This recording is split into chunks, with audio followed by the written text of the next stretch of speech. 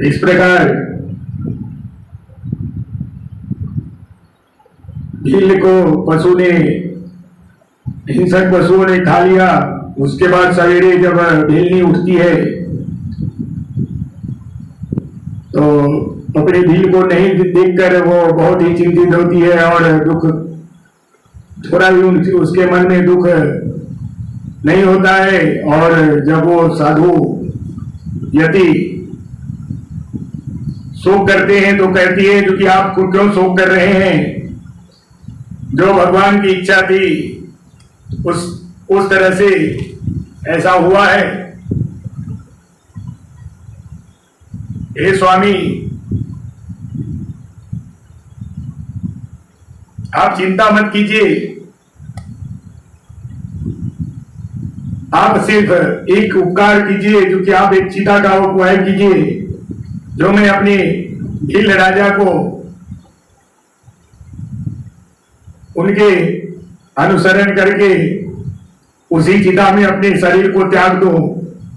ऐसा कहने पर भील चिता का निर्माण करके उसमें शरीर त्यागने लगती है। तब भगवान भोलेनाथ साक्षात प्रकट होकर उन्हें वरदान देकर और वहां उन्हें अनेक प्रकार के वरदान देते हैं और यह कहते हैं कि हे भीलराज, निषद देश के उत्तम राजधानी में राजा वीरसेन का श्रेष्ठ पुत्र होगा तुम। इस समय नल के नाम से इसकी ख्याति होगी और तुम विदर्भ नगर के भीमराज की पुत्री दमयंती होगी। तुम दोनों मिलकर राजभोग भोगने के पश्चात मोक्ष को प्राप्त करोगे, जो बड़े बड़े योगी स्वरों को भी दुर्लभ है। इस प्रकार कहकर वह उसी के नाम से लिंग को अचलेश संज्ञा दी गई है। दूसरे जन्म में वह आहुक नामक भील नैमेश नगर में वीरसेन के पुत्र होकर महाराज नल के नाम से विख्यात हुआ और आहू का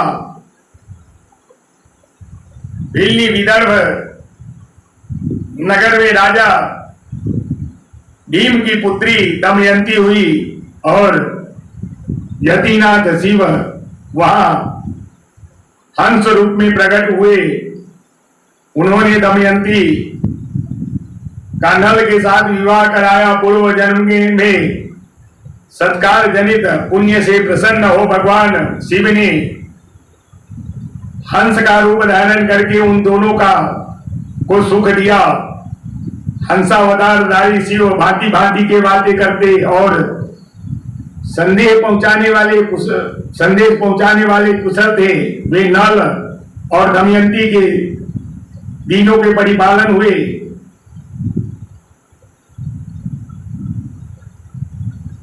भगवान शिव के कृष्ण दर्शन नामक अवतार लेते हैं। फिर पिनाक यह बात सुन यह रूप धारण करते हैं। भगवान की अवधूत वेशधारी कथा और उनकी महिमा सुनिए। कृष्ण दर्शन नामक रूप के बाद उनका अवतार अवधूत नाम से उनका संज्ञा हुआ है। बृहस्पति जी के साथ लेकर भगवान शिव का दर्शन करने के लिए कैलाश पर्वत पर गए। उस समय बृहस्पति और इंद्र के शुभागमन की बात जानकर भगवान शंकर उन दोनों की परीक्षा लेने के लिए अवधूत बन गए। उनके शरीर पर कोई वस्त्र नहीं था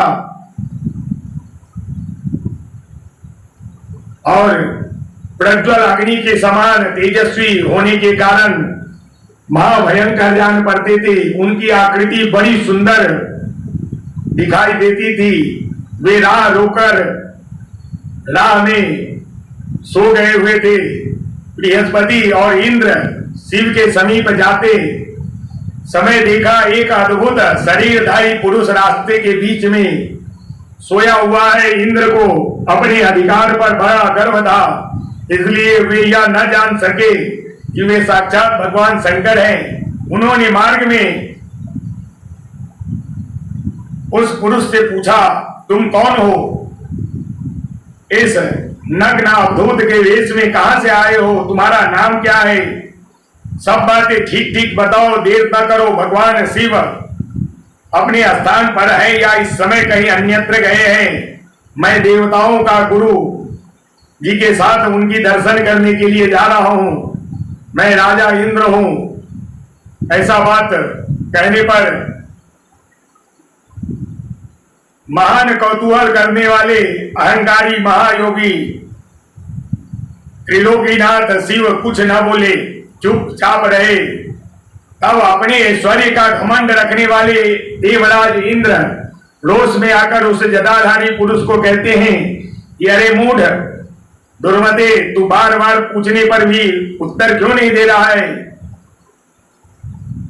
तुझे वज्र से मार डालूंगा, देखो कौन तेरी रक्षा करता है। ऐसा कहकर दिगंबर पुरुष के ऊपर क्रोध पूर्वक देखते हुए इंद्र ने उसे मारने के लिए वज्र उठाया। यह देखकर भगवान शंकर ने शीघ्र ही उस वज्र का स्तंभन कर दिया। उनकी बाह अकड़ गई, इसलिए वे वज्र का प्रहार न कर सके। तदंतर वह पुरुष तत्काल ही क्रोध के कारण तेज से प्रज्वलित हो उठे, मानो इंद्र की को जला देते। भुजाओं के स्तंभित हो जाने के कारण सची वल्लभ इंद्र क्रोध में उस सर्प की भांति जलने लगे, जिनका पराक्रम मंत्र के बल से अवरुद्ध हो गया था। बृहस्पति ने उस पुरुष को अपने तेज से प्रज्वलित होता देख तत्काल ही यह समझ लिया कि ये साक्षात भगवान हर हैं। फिर तो वे हाथ जोड़कर प्रणाम करके उनकी स्तुति करने के पश्चात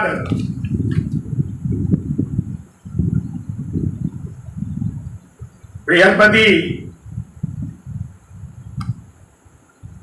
अवधूत वेशधारी करुणा सिंधु शिव ने हंसते हुए कहा कि अपने नेत्र से रोषवश बाहर निकलती हुई अग्नि को मैं पुनः कैसे धारण कर सकता हूं?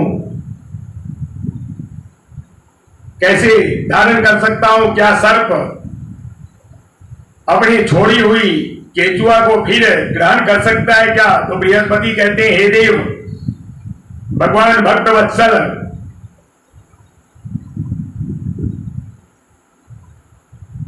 आप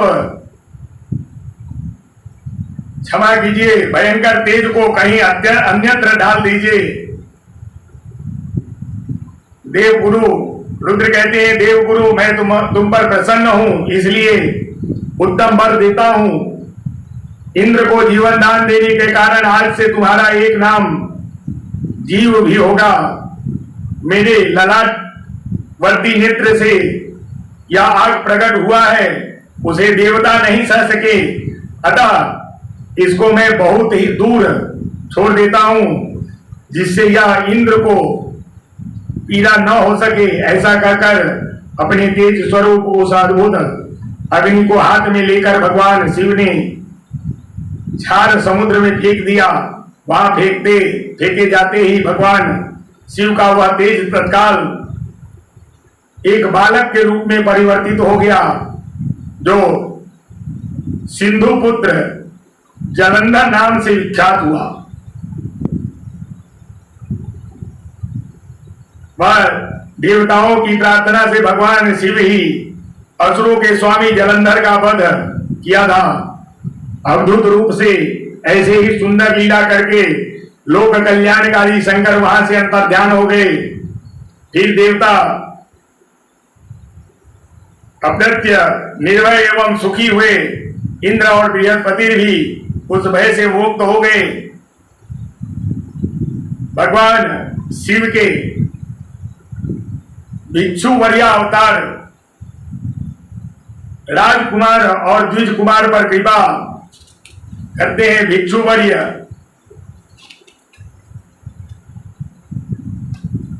का अवतार लेकर शिव ने सुरेशावतार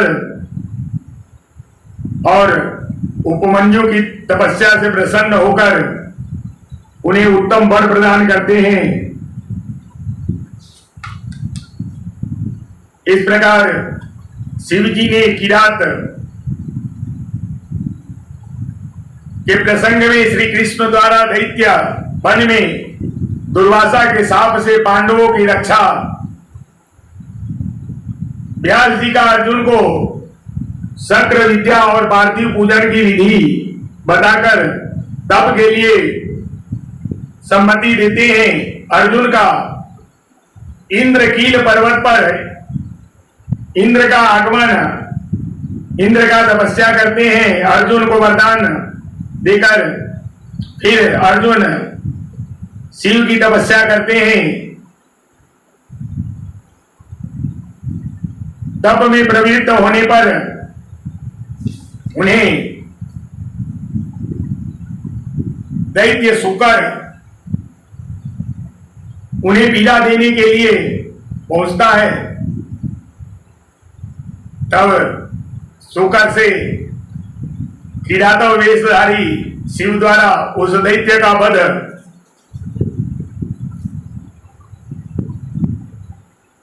फिर किरातव और अमरुद अर्जुन में दोनों में विवाद होता है। फिर दोनों में युद्ध होती है।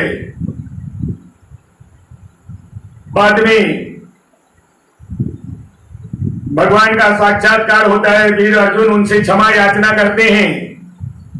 इस प्रकार किरातव और अर्जुन का युद्ध के पश्चात देवाधिदेव महादेव को नमस्कार कर कैलाशवासी आपको प्रणाम है, सदाशिव आपको अभिवादन है, हे पंचमुख परमेश्वर आपको मैं सिर झुकाकर, और आप जटाधारी तथा तीन नेत्रों से विभूषित हैं, आपको बारंबार नमस्कार है। आप प्रसन्न रूप वाले तथा सहस्त्रों मुख से युक्त हैं, आपको प्रणाम है। हे नीलकंठ आपको मेरा नमस्कार प्राप्त हो। हे सज्जो जात को अभिवादन करता हूँ। वामांक में गिरिजा को धारण करने वाले विखध्वज आपको प्रणाम है। 10 भुजाओं धारी आप परमात्मा को पुनः पुनः अभिवादन है। आपके हाथ में डमरू और कपाल शोभा पाती है, अतः आप मुंडों की माला धारण करने वाले हैं, आपको नमस्कार है।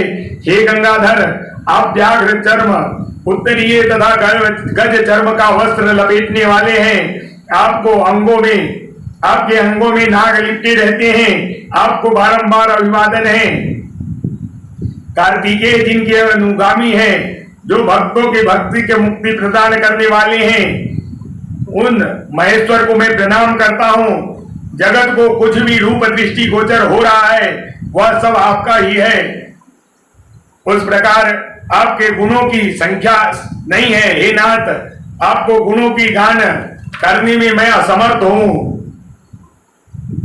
इस प्रकार अर्जुन द्वारा किए गए स्तवनों को सुनकर भगवान शंकर का मन प्रसन्न हो गया। तब वे हंसते हुए पुनः अर्जुन से बोले, अब अधिक कहने की क्या लाभ, तुम मेरी बात सुनो और अपना अभीष्ट वर मांग लो। इस समय तुम जो कुछ भी कहोगे सब मैं तुम्हें प्रदान करूंगा, इसमें कोई संशय नहीं है। अर्जुन कहते हैं, हे विभो आप तो स्वयं ही अंतर्यामी है, सबके अंदर विराजमान भाव को जान लेने वाली है।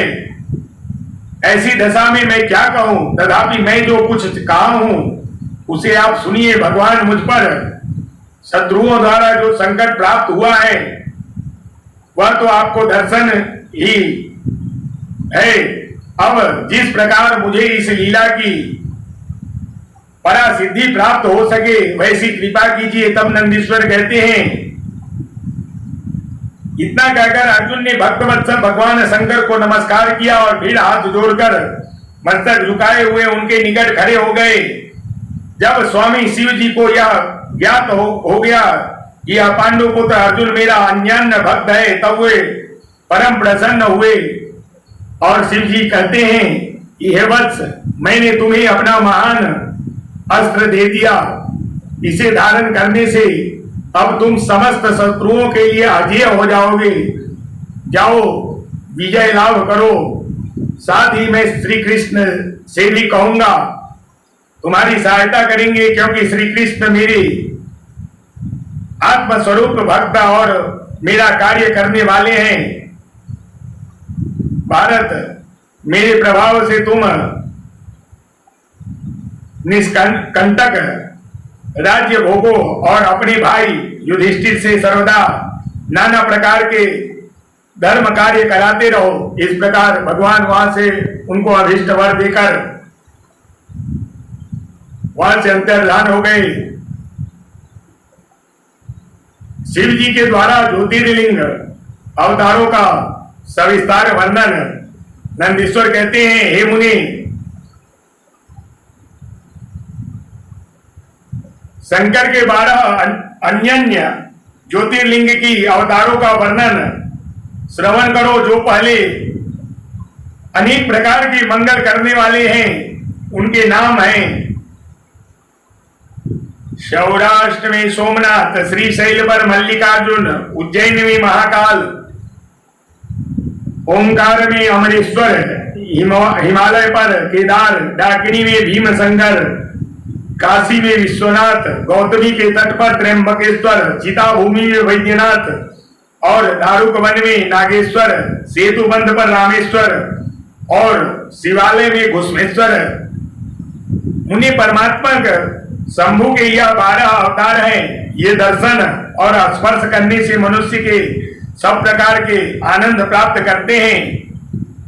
हे मुनीश्वरों, इसमें पहला अवतार सोमनाथ का है। वह चंद्रमा के दुख का विनाश करने वाले, इनका पूजा करने से क्षय और कुष्ठ रोग की नाश होती है। वह सोमेश्वर नामक शिवावतार सौराष्ट्र नामक पावन प्रदेश में लिंग रूप में स्थित है। पूर्व काल में चंद्रमा ने इनकी पूजा की थी। वही संपूर्ण पापों को विनाश करने वाला एक चंद्र कुंड है, जिसमें स्नान करने से बुद्धिमान मनुष्य संपूर्ण रोगों से मुक्त हो जाता है। परमात्मा शिव के सोमेश्वर नामक महालिंग का दर्शन करने से मनुष्य सभी पापों से छूट जाता है और अनेक भोग और मोक्ष को सुलभ हो जाता है। हेतात श्री शंकर जी का मल्लिकार्जुन नामक दूसरा अवतार श्री शैल पर्वत पर हुआ, भक्तों को अभीष्ट फल प्रदान करने वाला। मुनि भगवान शिव परम प्रसन्नता पूर्वक अपने निवास भूत कैलाश गिरी से लिंग रूप में शैलराज श्री शैल पर पधारे और पुत्र प्राप्ति के लिए उनकी स्तुति की जाती है। हे मुनि, यह जो दूसरा ज्योतिर्लिंग है वह दर्शन और पूजा करने से महासुख कारक होता है और अंत में मुक्ति की प्राप्ति होती है। इसमें तनिक भी संशय नहीं है। शंकर जी का महाकाल नामक तीसरा अवतार उज्जैन नगरी में हुआ। वह अपने भक्तों की रक्षा करने के लिए सदा ही तत्पर रहते हैं। जो वैदिक धर्म का विनाशक विप्रद्रोही तथा सब कुछ नष्ट करने वाला था, उज्जैन में जा पहुंचा। तब वेद नामक ब्राह्मण के पुत्र ने शिव जी का ध्यान किया। फिर तो शिव जी ने तुरंत ही प्रकट होकर ओंकार द्वारा उस असुर को भस्म कर दिया। तत्पश्चात अपने भक्तों का सर्वदा पालन करने के लिए देवताओं को प्रार्थना करने पर महाकाल नामक ज्योतिर्लिंग रूप में वही प्रतिष्ठित हो गए। इस महाकाल नामक लिंग का प्रयत्न पूर्वक दर्शन और पूजन करने से मनुष्य सारी कामनाएं पूर्ण हो जाती है मनुष्य की, और अंत में उसे परम गति को प्राप्त होती है। परम अत्यंत बल से संपन्न परमेश्वर शंभु के भक्तों को अभीष्ट फल प्रदान करने वाला ओंकारेश्वर नामक चौथा अवतार धारण किए। हे मुनि, विंध्यगिरि ने भक्ति पूर्वक विधि विधान से शिव का पार्थिव लिंग स्थापित किया। उसी लिंग में विंध्य का मनोरथ पूर्ण करने वाले महादेव प्रकट हुए। तब देवताओं के प्रार्थना करने पर मुक्ति के प्रदान करने वाले भक्तवत्सल लिंग रूपी शंकर वहां दो रूपों में विभक्त हो गए। हे मुनीश्वर, उनमें एक भाग ओंकार के नाम से उत्तम लिंग के रूप में प्रतिष्ठित हुए और दूसरा पार्थिव लिंग परमेश्वर नाम से प्रसिद्ध हुए। हे मुनि, इन दोनों में जिस किसी का भी दर्शन पूजन किया जाए उसे भक्त की अभिलाषा पूर्ण हो जाती है। पांचवें अवतार का नामक है केदारेश्वर। केदारेश्वर ज्योतिर्लिंग स्थित है। वहां श्री हरि जो नर नारायण के नाम से अवतार हैं, उनके प्रार्थना पर करने पर शिव जी हिमगिरी के केदार शिखर पर स्थित हो गए। वे दोनों उन केदारेश्वर लिंग की नित्य पूजा करते हैं। वहां शंभु दर्शन और पूजा करने वाले भक्तों को अभीष्ट वरदान प्राप्त करते हैं। शिव जी का यह अवतार संपूर्ण अभीष्ट को प्रदान करने वाला है। महाप्रभु शंभु के छठे अवतार भीम शंकर हैं। उनका अवतार उन्होंने बड़ी बड़ी लीलाएं की और भीमासुर का विनाश किया। कामरूप देश में अधिपति राजा सुदक्षिण शिव की भक्त थे। भीमासुर उन्हें पीड़ा कर रहा था, तब शंकर जी अपने भक्त को दुख देने वाले उस अद्भुत असुर का वध करके उनकी रक्षा की। फिर राजा सुदक्षिण के प्रार्थना करने पर स्वयं शंकर जी डाकिनी वन में भीम शंकर नामक ज्योतिर्लिंग रूप में स्थित हो गए, जो समस्त ब्रह्मांड स्वरूप तथा भोग मोक्ष का प्रदाता है। वह विश्वेश्वर नाम से सातवें अवतार का काशी में हुए मुक्तिदाता सिद्ध स्वरूप स्वयं भगवान शंकर अपनी पूरी काशी में ज्योतिर्लिंग में स्थित हैं। विष्णु आदि सभी देवता, कैलाशपति शिव और भैरव नित्य उनकी पूजा करते हैं। जो काशी विश्वनाथ के भक्त हैं और नित्य उनके नामों का जप करते रहते हैं, वे कर्मों से निर्लिप्त होकर कैवल्य पद के भागी होते हैं। चंद्रशेखर शिव का जो त्र्यंबकेश्वर नामक आठवां अवतार है, वह गौतम ऋषि के प्रार्थना से करने से गौतमी नदी के तट पर प्रकट हुए। गौतम की प्रार्थना से उन मुनि के प्रसन्न करने के लिए शंकर जी प्रेम पूर्वक ज्योतिर्लिंग के रूप में वहां अचल होकर स्थिर हो गए। उन महेश्वर का दर्शन और स्पर्श करने से सारी कामनाएं सिद्ध हो जाती है। तत्पश्चात मुक्ति भी मिल जाती है। शिव जी की अनुग्रह से शंकर प्रिय परम पावनी गंगा गौतमी के में स्नान स्नेहवश वहां गौतमी नाम से प्रवाहित हुई। उनमें नौवां अवतार वैद्यनाथ नाम से प्रसिद्ध है। इस अवतार में बहुत सी विचित्र लीलाएं करने वाले भगवान शंकर रावण के लिए आविर्भूत हुए हैं। उस समय रावण द्वारा अपने लाए जाने को ही कारण मानकर महेश्वर ज्योतिर स्वरूप में चिता भूमि में प्रतिष्ठित हो गए। उस समय से ये त्रिलोकी में वैद्यनाथेश्वर नाम से विख्यात हुए और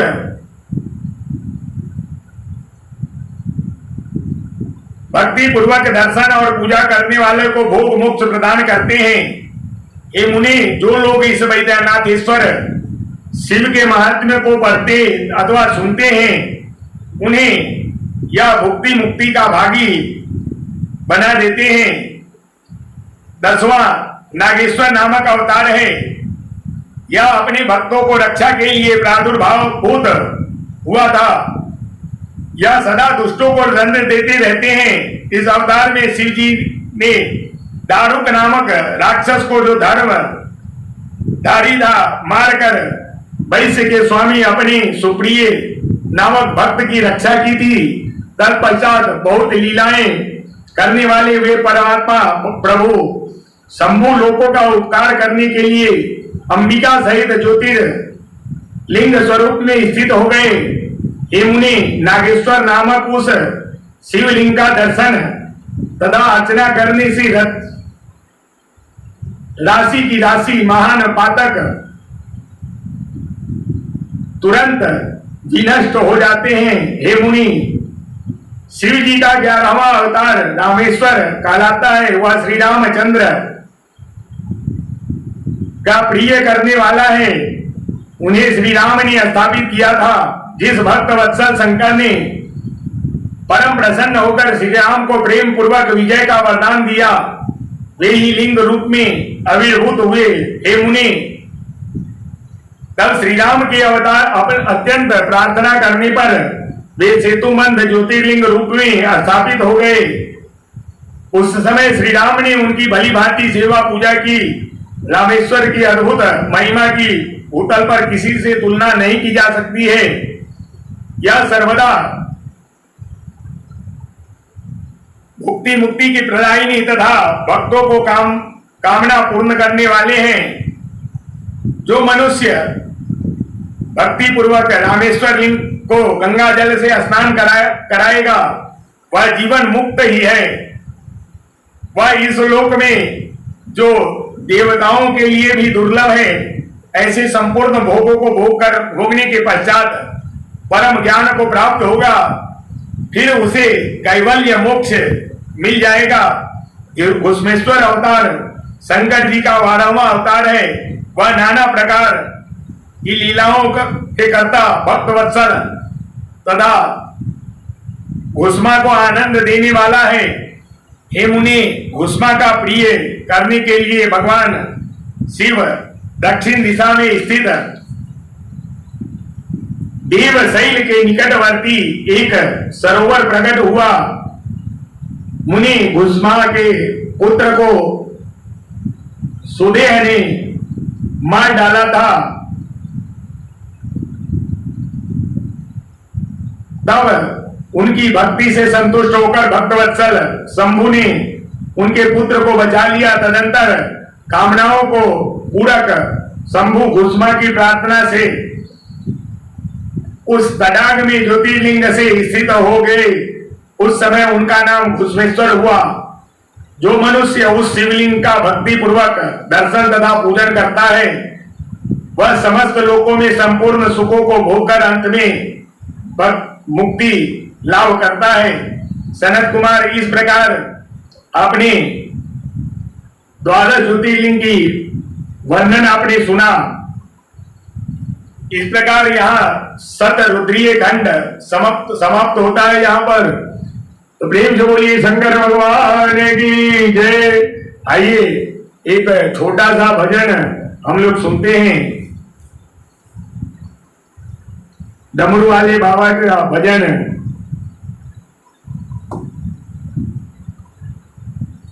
प्रेम से बोलिए नंदीश्वर भगवान की जय। श्री नागेश्वर नाथ महादेव की जय। हरिहर महादेव हरिहर।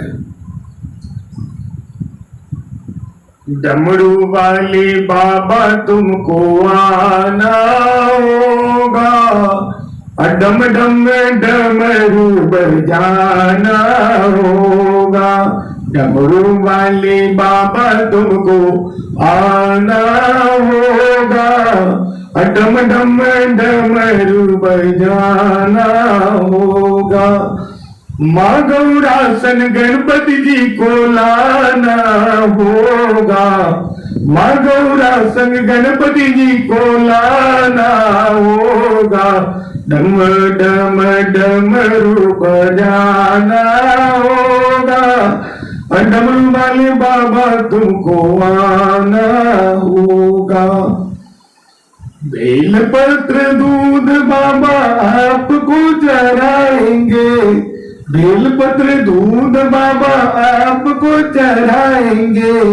केसरिया चंदन माथे तिलक लगाएंगे, केसरिया चंदन माथे तिलक लगाएंगे। भक्तों को दर्श दिखाना होगा, डम डम डमरू बजाना होगा। डम डम डमरू बजाना होगा। डमरू वाले बाबा तुमको आना होगा, और डम डम डमरू बजाना होगा। आप तो निराले बाबा, रूप भी निराला है। आप तो निराले बाबा, रूप भी निराला है। हाथ में त्रिशूल, गले सर्पों की माला है। हाथ में त्रिशूल, गले सर्पों की माला है। नंदी पर सवार होकर आना होगा। डम डम डमरू बजाना होगा। डमरू वाली बाबा तुमको आना होगा। डम डम डमरू बजाना होगा। कल्याणकारी भोलेनाथ तुम हो हमारे हो। कल्याणकारी भोलेनाथ तुम हमारे हो। दुख हो या सुख हो हम सब के सहारे हो। कल्याणकारी भोले बाबा नाथ तुम हमारे हो। दुख हो या सुख हो हम सब के सहारे हो।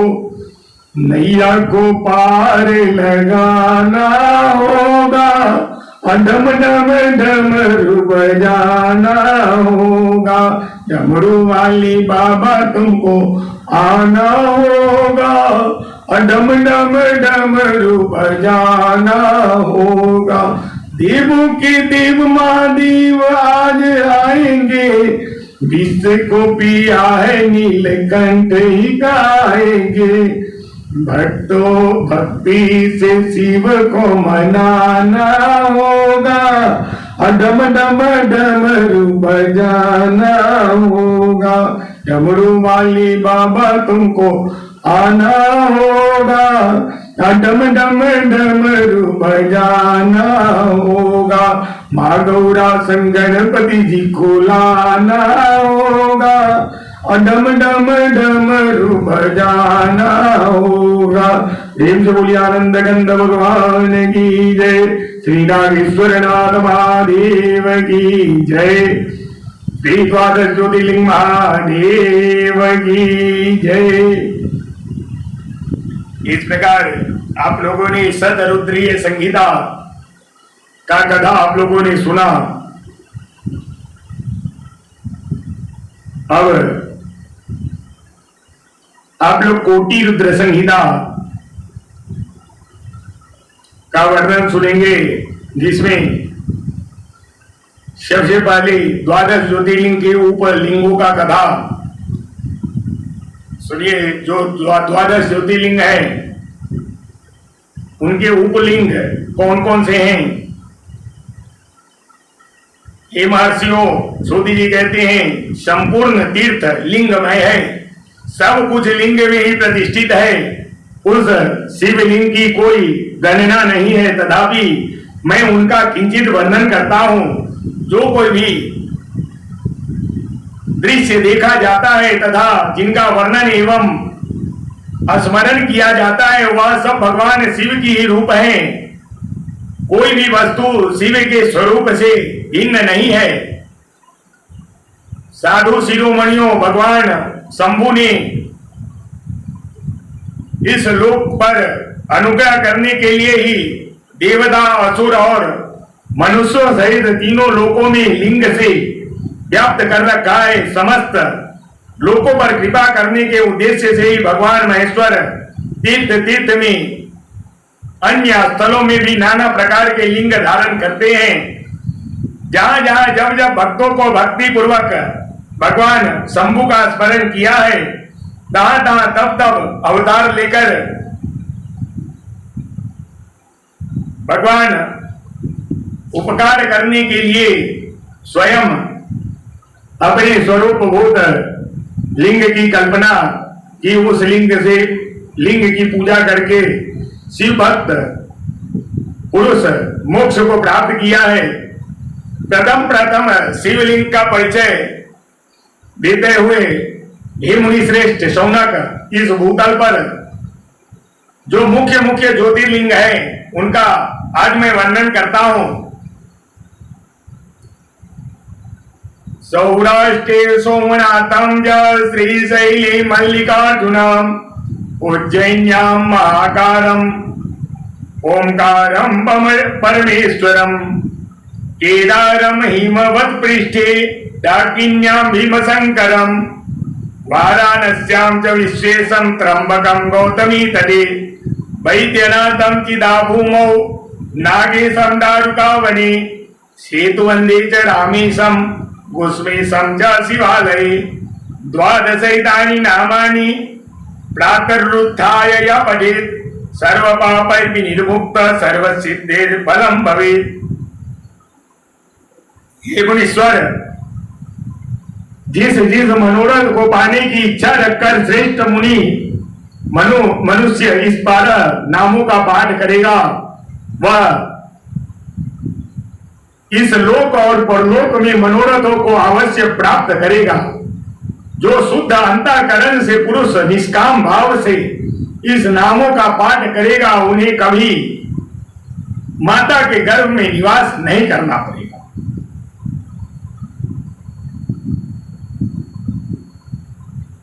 यह मैंने ज्योतिर्लिंग के दर्शन और पूजा का फल बताया।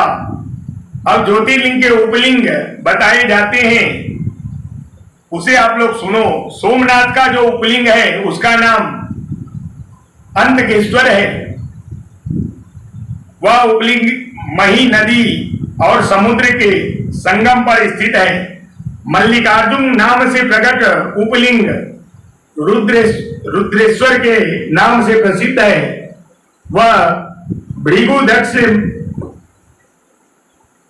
कक्ष में स्थित है। उपासकों को सुख देने वाला है। महाकाल संबंधी उपलिंग दुग्धेश्वर या दूधनाथ के नाम से प्रसिद्ध है। वह नर्मदेश्वर के तट पर है तथा समस्त पापों का निवारण करने वाला कहा गया है। ओंकारेश्वर संबंधी उपलिंग कर्दमेश्वर नाम से प्रसिद्ध है। वह बिंदु सरोवर के तट पर है और उपासकों को संपूर्ण मनोवांछित फल प्रदान करते हैं। केदारेश्वर संबंधी उपलिंग भूतेश्वर के नाम से प्रसिद्ध है और यमुना तट पर स्थित है। जो लोग उनका दर्शन और पूजा करते हैं, उनके बड़े से बड़े पापों का निवारण हो जाता है। भीम शंकर संबंधी उपलिंग भीमेश्वर के नाम से प्रसिद्ध है। वह भी सह्य पर्वत पर ही स्थित है और महान बल की वृद्धि करने वाला है। नागेश्वर संबंधी उपलिंग का नाम भूतेश्वर है और वह मल्लिका सरस्वती के तट पर स्थित है और दर्शन करने मात्र से वह सब पापों को हर लेते हैं। रामेश्वर से प्रकट हुए उपलिंग को गुप्तेश्वर और घुस्मेश्वर के से प्रकट हुए उपलिंग के व्याघ्रेश्वर कहा गया है। हे ब्राह्मणों, इस प्रकार यहाँ हमने ज्योतिर्लिंग के उपलिंगों का परिचय आप लोगों को बताया। इस प्रकार शिवलिंग का वर्णन आप लोगों ने सुना। काशी में आदि से विभिन्न लिंगों का वर्णन तथा अत्रीश्वर की उत्पत्ति का प्रसंग, गंगा और शिव के अत्रि के तपोवन में नित्य निवास करने की कथा,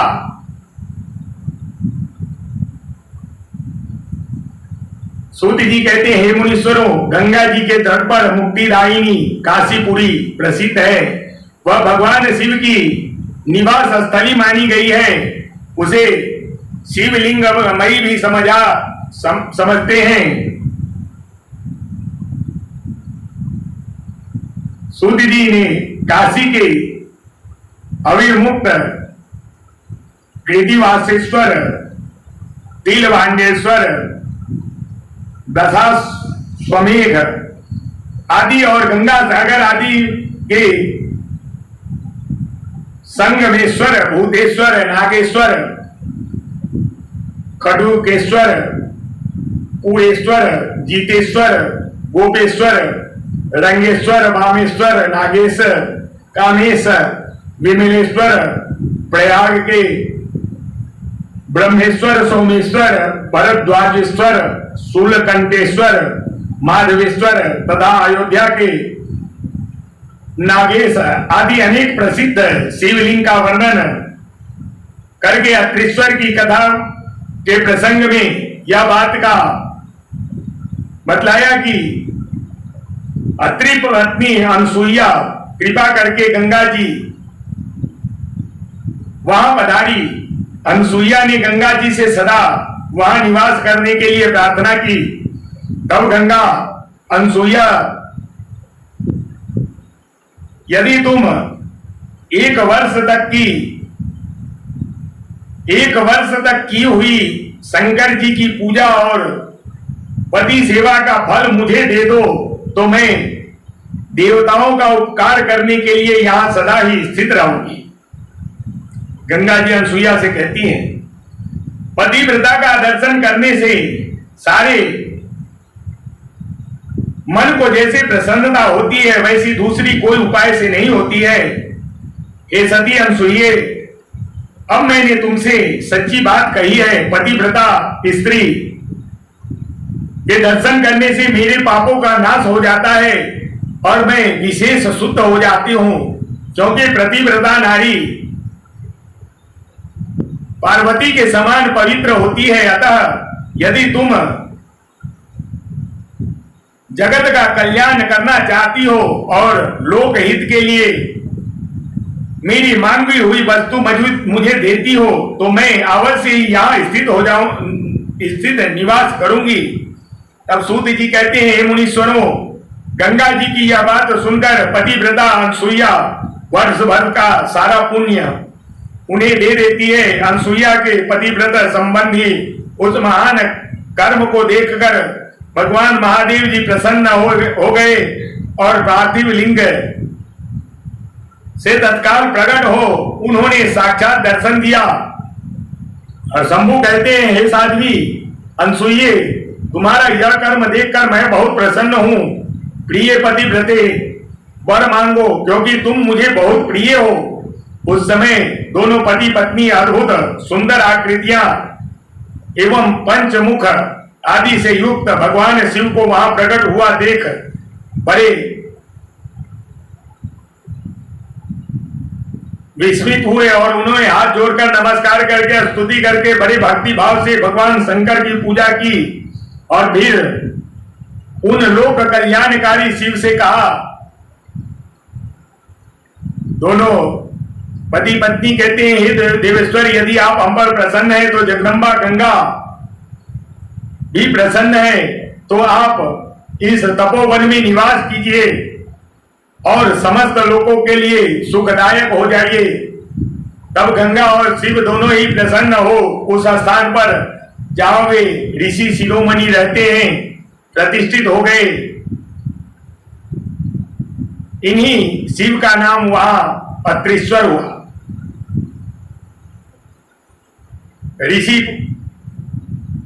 ऋषि का पर भगवान शिव की कृपा एक असुर से उनकी धर्म की रक्षा करके उनको आश्रम में नंदिकेश नाम से निवास करना और वर्ष में एक बार गंगा जी का वहां आना। ऋषि कहते हैं, देवाधिदेव महादेव शरणागत वत्सल, आप दीन बंधु हो, भक्तों को सदा रक्षा करने वाले हो। हे ईश्वर, आपने मूढ़ नामक असुर से मेरी धर्म की रक्षा की है, क्योंकि आपके द्वारा यह दुष्ट असुर मारा गया। ऐसा करने से आपने संपूर्ण जगत की रक्षा की है। अब आप मुझे अपने चरणों के परम उत्तम एवं अनन्य भक्ति प्रदान कीजिए। हे नाथ, यही मेरे लिए वर है, इससे अधिक और क्या हो सकता है। हे प्रभु, हे महेश्वर, मेरी दूसरी प्रार्थना भी सुनिए। आप लोगों के उपकार के लिए यहां सदा स्थित हो रहिए। तब ऋषि के महादेव कहते हैं, हे ऋषि के, तुम सदाचारिणी और विशेषता मुझ में भक्ति रखने वाली हो। तुमने मुझसे जो भी वर मांगा है वह सब मैं तुम्हें दे दिया है। ब्राह्मणों, इस बीच में श्री विष्णु और ब्रह्मा आदि देवता भी वहां भगवान शिव का आविर्भाव हुए, हर्ष से भरे हुए आए और अत्यंत प्रेम पूर्वक शिव को प्रणाम करके उन सब ने उनका भली भांति पूजन किया।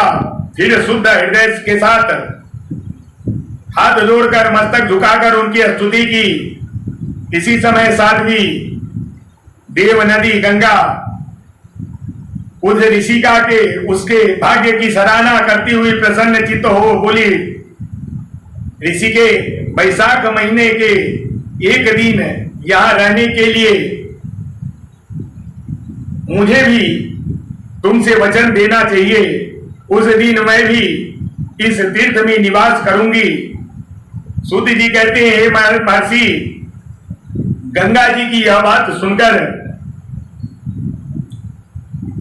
उत्तम व्रत का पालन करने वाली सती साध्वी ऋषिका ने लोक हित के लिए प्रसन्नता पूर्वक कहा कि बहुत अच्छा, ऐसा हो। भगवान शिव ऋषिका को आनंद प्रदान करने के लिए अत्यंत प्रसन्न हो पार्थिव लिंग में अपने पूर्ण अंश से विलीन हो गए। यह देखकर सब देवता आनंदित हो तथा ऋषिका की प्रशंसा करने लगे और अपने धाम को चले गए। उस दिन से नर्मदा का वह तीर्थ ऐसा उत्तम और पावन हो गया तथा संपूर्ण पापों को नाश करने वाला शिव यहाँ नंदिकेश के नाम से विख्यात हुए। गंगा भी प्रतिवर्ष वैशाख के महीने में सप्तमी के दिन शंभु की इच्छा से अपने उस पाप को धोने के लिए वहां जाती है जो मनुष्य से ग्रहण किया जाता है। इस प्रकार अब आप प्रथम ज्योतिर्लिंग सोमनाथ की कथा सुनिए। सूत जी कहते हैं, महर्षियों,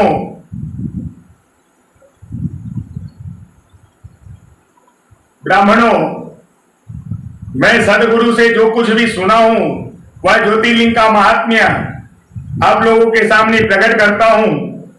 ज्योतिर्लिंग में सबसे पहला सोमनाथ का नाम आता है, अतः पहले उन्हीं के महात्म्य से सावधान पूर्वक होकर सुनिए।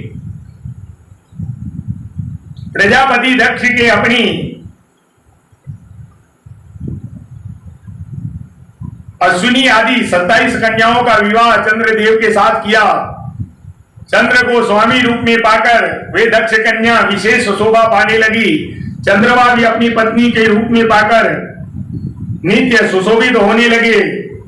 उन सब पत्नियों में जो रोहिणी नामक पत्नी थी, एकमात्र वही चंद्रमा को जितनी प्यारी थी दूसरी कोई पत्नियां कदापि प्रिय नहीं थी। इससे दूसरे स्त्रियों को बहुत दुख हुआ और वे प्रजापति अपने पिता के शरण में गई और इस प्रकार बोली। तब दक्ष ने वहां चंद्र के पास आकर कहते हैं, हे कलानिधे, तुम निर्मल कुल में उत्पन्न हुए हो। तुम्हारे आश्रम में रहने वाली जितनी स्त्रियां हैं वह सबके प्रति तुम्हारे स्नेह न्यूनाधिक भाव क्यों है? तुम किसी को अधिक और किसी को कम प्यार क्यों करते हो? अथवा कभी ऐसा विषमता पूर्वक बर्ताव तुम्हें नहीं करना चाहिए, क्योंकि उससे नरक देने वाले बताया गया है। सूत जी कहते हैं, अपनी दामाद चंद्रमा को स्वयं ऐसे प्रार्थना करके प्रजापति दक्ष अपने घर को चले गए। फिर आगे ऐसा नहीं होगा, पर चंद्रमा ने प्रबल भाभी से इसी प्रकार बर्ताव उनका रहा। रोहिणी के साथ उनका प्रेम अधिक रहा। फिर सभी कन्या अपनी पिता से जाकर बोलती है तो प्रजापति आकर चंद्रदेव को समझाते हैं। समझाने के पश्चात उन्हें श्राप दे देते हैं, तुम्हें क्षय रोग का प्राप्त हो। इस पर क्षय रोग से ग्रसित हो जाते हैं। तब सभी देवता उनको यह बात सुनकर ब्रह्मा जी कहते हैं कि ये देवताओं, जो हुआ सो हुआ, अब निश्चय ही पलट नहीं सकता है। अतः उसके निवारण के लिए तुम एक उत्तम उपाय करो। आदर पूर्वक सुनो। चंद्रमा, देवताओं के साथ प्रभास नामक शुभ क्षेत्र में जाकर वहां मृत्युंजय मंत्र का विधि पूर्वक अनुष्ठान करो, भगवान शिव की आराधना करो, अपने सामने शिवलिंग की स्थापना करके वहां चंद्रदेव नित्य तपस्या करो। इससे प्रसन्न होकर शिव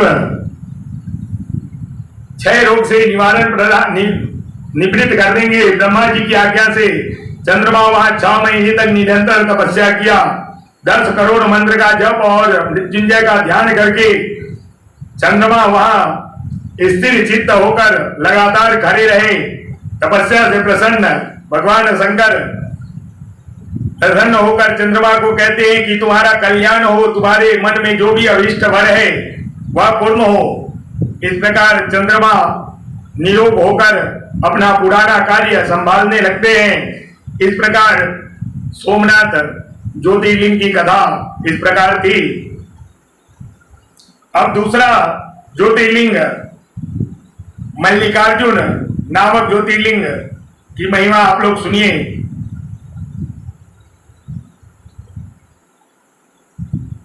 पार्वती और शिव जी का ये कथा तारक शत्रु शिवपुत्र कुमार कार्तिकेय जी सारी पृथ्वी की परिक्रमा करके कैलाश पर्वत पर वापस आते हैं और गणेश जी के विवाह आदि के बात सुनकर क्रोधित होकर क्रौंच पर्वत पर चले जाते हैं। तब क्रौंच पर्वत पर जाने के पश्चात पार्वती जी दुखी हो जाती है और पार्वती और शिव वहां दोनों अपने पुत्र के दर्शन के लिए क्रौंच पर्वत पर जाते हैं और वहां भगवान शिव क्रौंच पर्वत पर ज्योतिर्लिंग में स्थापित हो जाते हैं। अपने पुत्र के कामना से अपने पुत्र की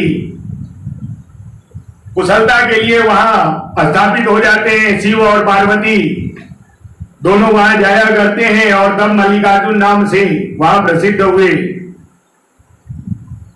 अब आप लोग तीसरे ज्योतिर्लिंग महाकाल का वर्णन आप लोग सुनिए।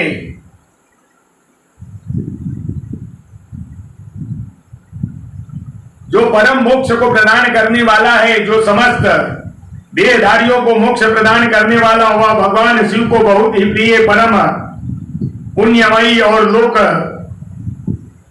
पावनी है।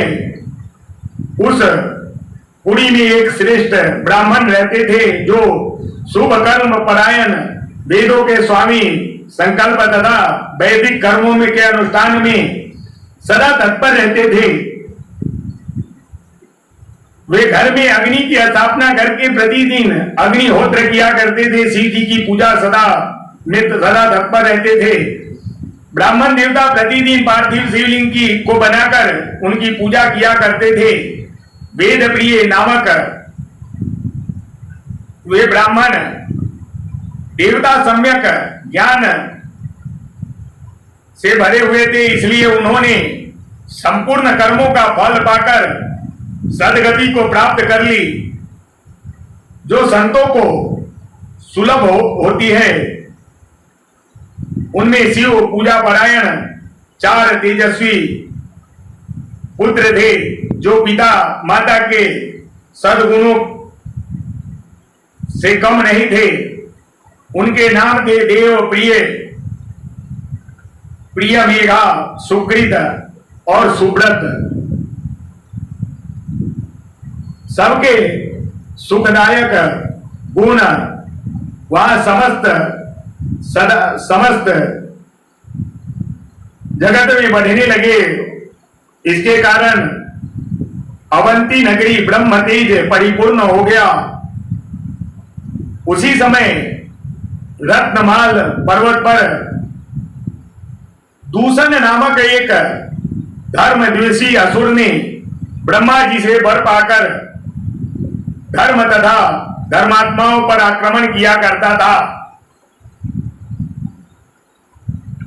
उसने सेना को लेकर अवंतिका नगरी और उज्जैन के ब्राह्मणों पर भी चढ़ाई कर दी। इस पर अपने भक्तों के भक्त वत्सल भगवान शंकर पर भरोसा रखने वाले, शिवलिंग का पूजन करने वाले, भगवान शिव का ध्यान करने वाले उन ब्राह्मणों ने इनमें ही सेना सहित दूषण ने आकर उन ब्राह्मणों को देखा और कहा, इन्हें मार डालो, बांध लो। वेद प्रिय के पुत्र उन ब्राह्मणों ने उस समय उस दैत्य को कही हुई बात नहीं सुनी, क्योंकि वे भगवान शंभु की पूजा में ध्यान मग्न थे। उस दुष्टात्मा दैत्य ने जो ही उस ब्राह्मण को मारने के लिए इच्छा की, त्यों ही उनके द्वारा पूजित शिवलिंग के स्थान में बड़ा भारी आवाज के साथ एक बड़ा गड्ढा हुआ।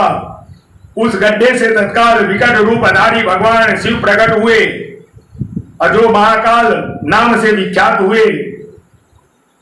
वे दुष्टों को विनाश ग्रस्त करके सभी दुष्ट को खत्म कर दिए और इस प्रकार उन ब्राह्मण बालकों ने कहा, हे महाकाल, हे महादेव, दुष्टों को दंड देने वाले प्रभु शंभु, आप हमें संसार सागर से मोक्ष प्रदान करें। शिव आप जन साधारण की रक्षा के लिए सदा यही रहें। हे प्रभु शंभु, आप दर्शन करने वाले मनुष्य का आप सदा ही उद्धार करें। सूति जी कहते हैं, हे महर्षियों, उनके ऐसा कहने पर सदा गति वे भगवान शिव अपने भक्तों की रक्षा के लिए परम सुंदर गड्ढे में स्थित हो गए। वे ब्राह्मण मोक्ष पा गए और वहां चारों ओर की एक एक कोस भूमि लिंग रूपी भगवान शिव स्थल बन गई और शिव भूतल महाकालेश्वर के नाम से प्रसिद्ध हो गया।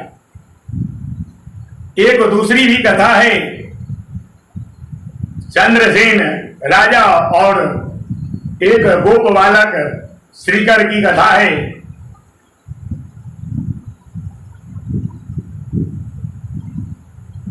श्रीकर राजा चंद्रसेन नामक महान राजा थे, जो संपूर्ण शास्त्रों के तथ्य ज्ञाता थे, शिव भक्त और जितेंद्रिय थे।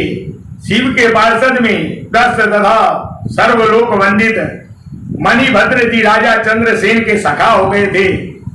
एक समय उन्होंने राजा पर प्रसन्न होकर उन्हें चिंतामणि प्रदान की। चिंतामणि जब धारण कर राजा बैठते सिंहासन पर, तब वो इंद्र के समान जान पड़ते थे।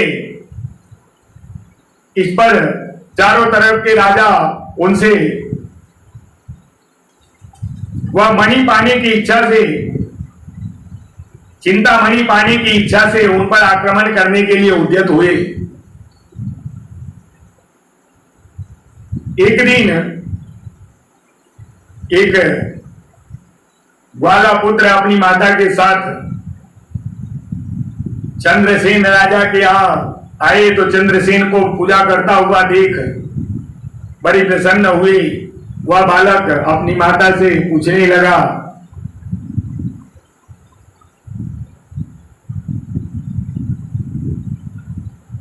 और वह बालक शिव की भक्ति में तत्पर हो गया और एक सुंदर पत्थर लाकर अपने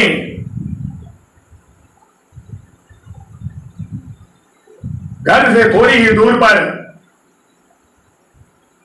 एकांत स्थल में रख दिया और उसे शिवलिंग मानकर वह बालक शिव भक्ति में तत्पर होकर उनकी पूजा करने लगा। तब उसकी माता उसे भोजन के लिए बुलाने जाती है, तो भोजन करने के लिए भी नहीं आता है और वो भक्ति में तत्पर रहता है। इससे दुखी होकर उसकी माता उस पत्थर को लेकर फेंक देती है। इस पर वह बालक बहुत दुखी होता है और रोने लगता है और रोते रोते वह बेसुध हो जाता है। इस प्रकार जब बेसुध होने के बाद जब उसे होश आता है तो वो देखता है क्या, जो कि एक सुंदर सा मंदिर बन गया है और वही पत्थर मंदिर में स्थापित हो गया है और वो शिवलिंग के रूप में स्थापित है। इस प्रकार वह बालक सहसा उठकर खड़ा हो जाता है और उसे मन ही मन बड़ा आश्चर्य होता है और परमानंद से समुद्र से निमग्न सा हो। तदंतर भगवान शिव की स्तुति करके बारंबार उनके चरण में मस्तक झुकाता है और सूर्यास्त होने के पश्चात गोप बालक शिवालय से बाहर निकला। बाहर आकर उसने अपने शिविर को देखा। वह इंद्र भवन के समान शोभा पा रहा था। वह सब कुछ तत्काल स्वर्णमय हो गया। विचित्र एवं परम उज्जवल वैभव से प्रकाशित होने के कारण वह शिव भक्त का भवन भी परिवर्तित हो गया। और यह सब देखकर, यह सब समाचार सुनकर जो चंद्रसेन राजा के ऊपर आक्रमण करने के लिए जो राजगण सब आए थे, वो सब के सब वहां आकर वहां शिवलिंग का दर्शन करते हैं। वहां हनुमान जी भी आते हैं। हनुमान जी उस बालक को ज्ञान प्रदान करके फिर वहां से चंद्रसेन की आज्ञा ले जैसे आए थे वैसे लौट जाते हैं। महातेजस्वी श्रीकर भी हनुमान जी का उपदेश पाकर धर्मज्ञ ब्राह्मणों के साथ शंकर जी की उपासना करने लगता है। महाराज चंद्रसेन और गोप बालक श्रीकर दोनों ही बड़ी प्रसन्नता के साथ महाकाल की सेवा करने लगते हैं। उन्हीं की आराधना करके उन दोनों ने परम पद को प्राप्त कर लेते हैं। इस प्रकार ओंकार विंध्य की तपस्या पर ओंकार लिंग के रूप में प्रकट होते हैं। पार्थिव पूजन से प्रसन्न हो शिव जी, वह परमेश्वर लिंग के ओंकार और परमेश्वर लिंग के रूप में प्रकट होते हैं और अपने भक्त की मनोकामना को पूर्ण करते हैं। केदारेश्वर जो नर और नारायण के दोनों की तपस्या से प्रसन्न होकर वह प्रकट होते हैं और वहां केदारेश्वर नाम से विख्यात होते हैं। इस प्रकार वह भीम शंकर नाम के ज्योतिर्लिंग से आविर्भाव होते हैं और भीम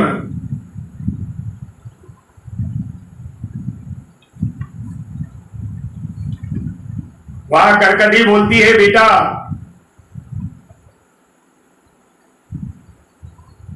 भीम शंकर का इस प्रकार से कथा है।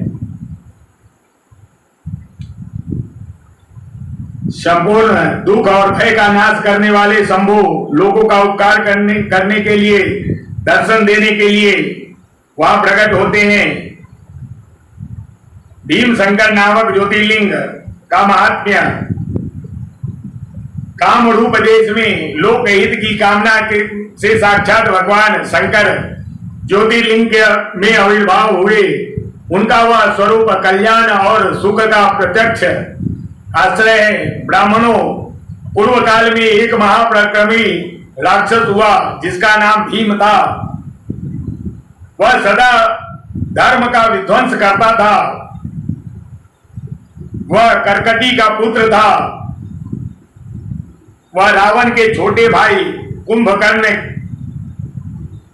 के वीर्य से उत्पन्न हुआ था, इसलिए वह भीम बहुत ही तेजस्वी और बहुत ही बलशाली था।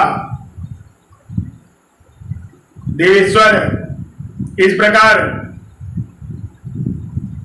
उसने बहुत बड़ी तपस्या की और उस तपस्या से उसके पास अति बल तेज संपन्न हो गया और वह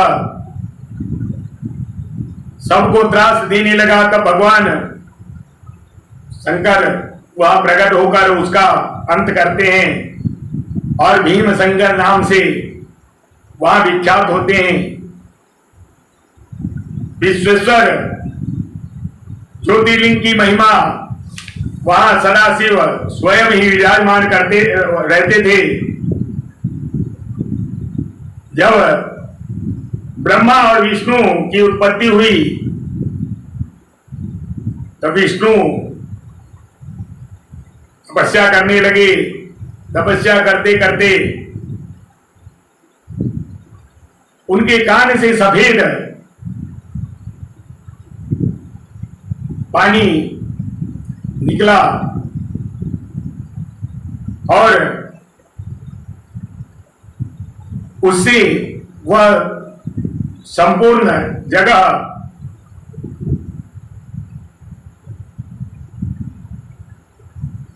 अद्भुत दिखाई देती थी।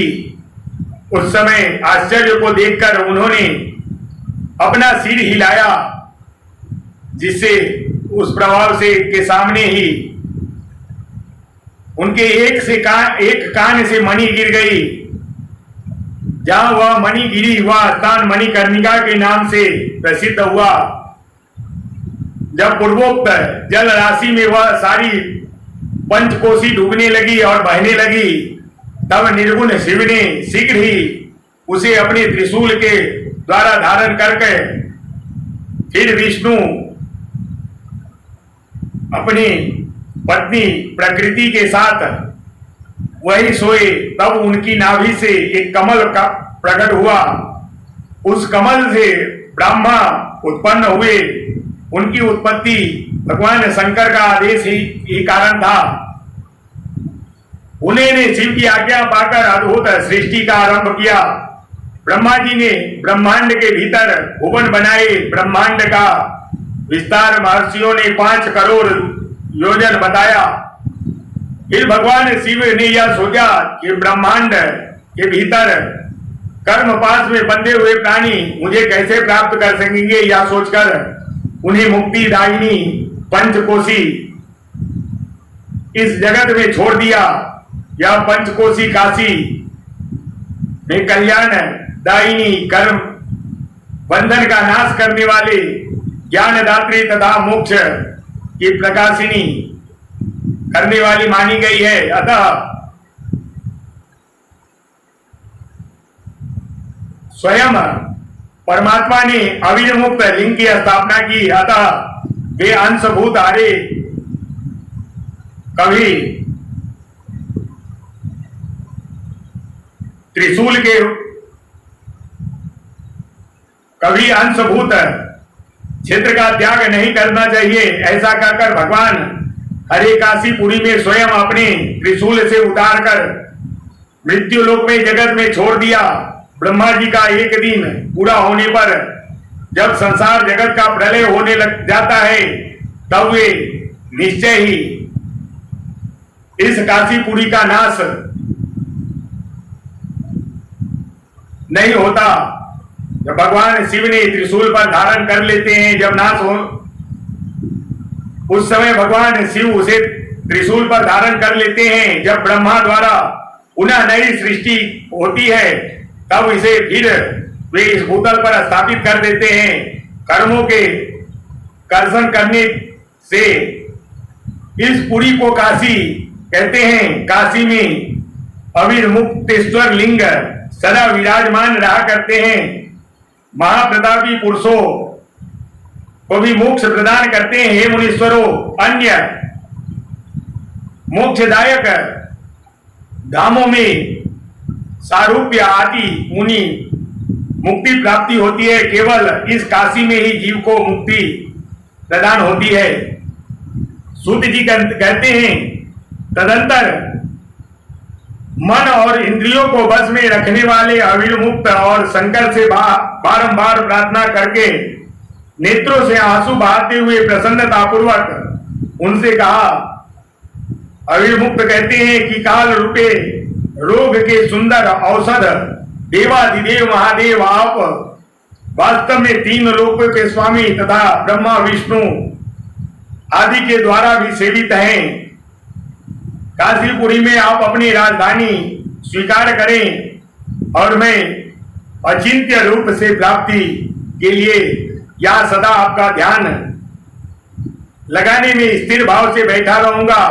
आप ही मुक्ति देने वाला तथा संपूर्ण कामनाओं को पूरा करने वाला दूसरा कोई नहीं है। अतः आप परोपकार के लिए यहाँ विराजमान रहिए। इस प्रकार विश्वेश्वर नाथ की महिमा आप लोगों ने सुना। फिर त्र्यंबकेश्वर ज्योतिर्लिंग की महिमा गौतम के द्वारा वहां स्थापित किया जाता है। गौतम के तपस्या से संतुष्ट होकर भगवान वहां उनको दर्शन देते हैं और गौतम पत्नी सहित गौतम की आराधना से संतुष्ट होकर भगवान वहां गंगा का गौतमी गोदावरी नाम से, शिव का त्र्यंबकेश्वर ज्योतिर्लिंग के नाम से वहां प्रादुर्भाव होता है और वे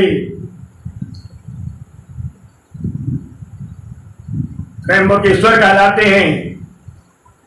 उसके पश्चात वैद्यनाथेश्वर महादेव प्रगट की कथा है, जो रावण द्वारा रावण उन्हें ले जाने लगता है। प्रभु उनको रास्ते में पिशाब मूत्र की आशंका होती है और वो मूत्र त्याग करने के लिए बैठते हैं। घंटों घंटा मूत्र त्याग करने के पश्चात भगवान वहां स्थापित हो जाते हैं। ग्वाला द्वारा वहां रख देने पर फिर जब वहां से वो शिवलिंग नहीं उठते हैं तब वो पुनः वापस चले जाते हैं। इस पर इंद्र के मन में शंका उत्पन्न होता है। इंद्र नारद को उनके पास भेजकर इसकी परीक्षा लेते हैं। तब नारद मुनि उन्हें कहते हैं जो कि क्या हो गया, जब वो वहां पर स्थापित रह गए तो कोई दिक्कत नहीं है, तुम तो इतने बड़े बलशाली हो जो कि तुम तो कैलाश को उठा कर ले आ सकते हो। तब वो कैलाश को उठाने के लिए जाते हैं।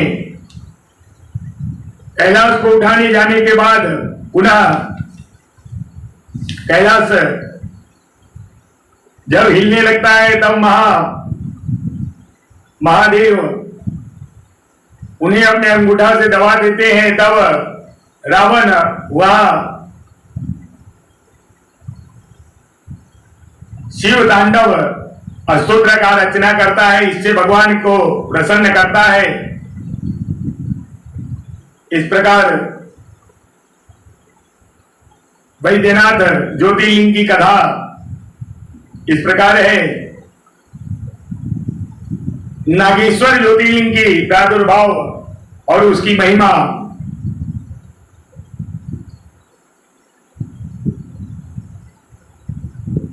नागेश नामक परम उत्तम ज्योतिर्लिंग के आविर्भाव का प्रसंग आप लोग सुनिए।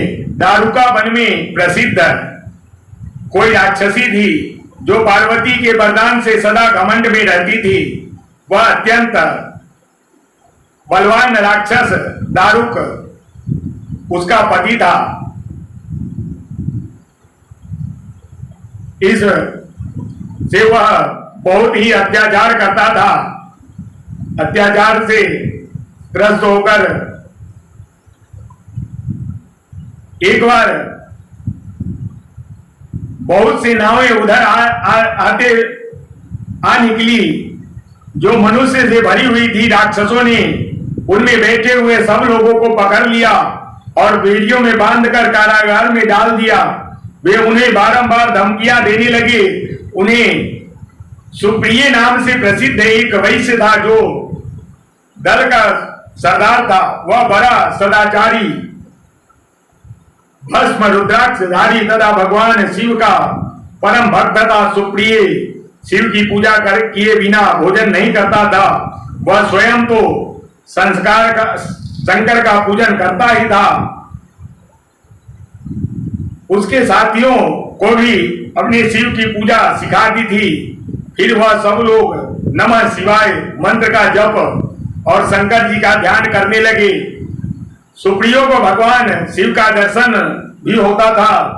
दारुक राक्षस को जब यह बात पता लगा तब उसने आकर सुप्रियो को धमकाया। उसके साथी राक्षस सुप्रियो को मारने दौड़े। उस राक्षसों को आया देखकर सुप्रिय ने नेत्र भय से कारत हो गए। वह बड़े प्रेम से शिव का चिंतन किया, उनके नामों का जप करने लगा। देवेश्वर शंकर मेरी रक्षा कीजिए, कल्याणकारी त्रिलोकीनाथ दुष्ट हंता भक्तवत्सल शिव हमें इस दुष्ट से बचाइए। हे देवेश्वर आप ही मेरे सर्वस्व हैं। इस प्रकार जब प्रार्थना करते हैं तो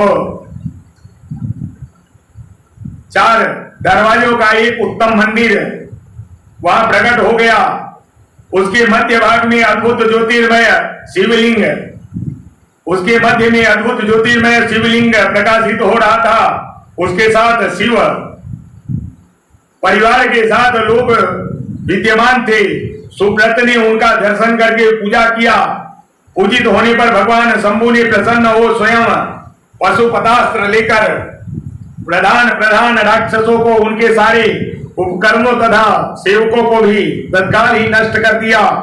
और उस दुष्ट हंता शंकर ने उस भक्त प्रिय सुप्रिय की रक्षा की। तत्पश्चात अद्भुत लीला करने वाले, लीला से शरीर धारण करने वाले शंभु ने उस वन को यह वर दिया कि आज से इस वन में सदा ब्राह्मण, क्षत्रिय, वैश्य और शूद्र इन चारों वर्णों के धर्मों का पालन हो। यहाँ श्रेष्ठ मुनि निवास करें और तमोगुणी राक्षस यहाँ से कहीं कभी न रहें। शिव धर्म में के उपदेश, प्रचार और प्रवर्तक लोग इसमें निवास करें। इसी प्रकार राक्षसी दारुका ने दीन चित्त से देवी पार्वती की स्तुति की। देवी पार्वती प्रसन्न हो गई और बोली, बताओ तेरा क्या कार्य करूं। उसने कहा कि मेरे वंश की रक्षा कीजिए हे देवी, मैं सच कहती हूं, मेरी वंश की रक्षा कीजिए। तो देवी बोली, तेरे कुल की रक्षा करूंगी। ऐसा कहकर देवी भगवान शंकर से बोली, हे नाथ आपकी यह बात युग के अंत में सच्ची होगी, तब तक तामसी सृष्टि भी रहे, ऐसा मेरा विचार है।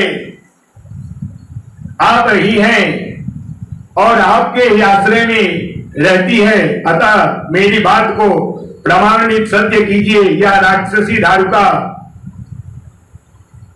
देवी है, मेरी ही शक्ति है और राक्षसियों के बलिष्ठ है, अतः यही राक्षस के राज्य का शासन करे। ये राक्षस पत्नियां जिस पुत्र को पैदा करेगी वे सब मिलकर इस वन में निवास करें, ऐसा मेरी इच्छा है। शिव कहते हैं, यदि तुम ऐसी बात कहती हो तो मेरा यह बात सुनो। मैं भक्तों का पालन करने वाला प्रयत्न पूर्वक इस वन में रहूंगा। जो पुरुष इस वर्ण धर्म के पालन में तत्पर एवं प्रेम पूर्वक मेरा दर्शन करेगा वह चक्रवर्ती राजा होगा।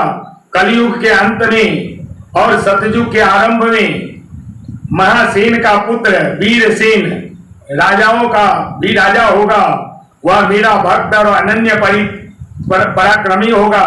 वह आकर मेरा दर्शन करेगा। दर्शन करते ही वह चक्रवर्ती सम्राट हो जाएगा। सूत जी कहते हैं कि ब्राह्मणों इस प्रकार परम हास्य युक्त वार्तालाप करके स्वयं वहां उपस्थित हो गए। ज्योतिर्लिंग रूप महादेव जी वहां नागेश्वर नाम कहलाते हैं। शिवदेव शिवा देवी नागेश्वर की नाम से विख्यात हुई। वे दोनों ही सत पुरुषों को प्रिय हैं। इस प्रकार ज्योतियों के स्वामी नागेश्वर नामक महादेव जी ज्योतिर्लिंग के रूप में प्रकट हुए। वे तीनों लोक में संपूर्ण देवताओं को सदा पूर्ण रखने वाले, जो प्रतिदिन आदर पूर्वक नागेश्वर के प्रादुर्भाव का यह प्रसंग सुनता है, वह बुद्धिमान मानव महाताप से नाश कर लेता है और संपूर्ण मनोरथों को पूर्ण कर लेता है। इस प्रकार अपने नागेश्वर नाथ ज्योतिर्लिंग की महिमा सुनी। अब आगे रामेश्वर महादेव की जो वर्णन है, जब भगवान राम समुद्र के किनारे पहुंचते हैं और उन्हें प्यास लगती है तो वो पानी मंगाते हैं। वानर सब उनको पानी पीने के लिए मीठा पानी लाकर उन्हें देते हैं। जैसे ही वो पानी पीने के लिए उद्यत होते हैं, वैसे उनको ध्यान आता है क्योंकि हमने तो शंकर भगवान का पूजा किया ही नहीं, तो वो पूजा करने के लिए वह शिवलिंग का निर्माण करते हैं और उनकी पूजा करते हैं। पूजा करने पर शिव जी वहां प्रसन्न होकर उनको दर्शन देते हैं। उनके दर्शन देकर उनको अभीष्ट वरदान प्रदान करते हैं। इस प्रकार रामेश्वर ज्योतिर्लिंग की कथा इस प्रकार है। घुस्मेश्वर शिव भक्ति घुस्मा नामक एक स्त्री थी, उनके नाम से घुस्मेश्वर महादेव के प्रादुर्भाव हुआ।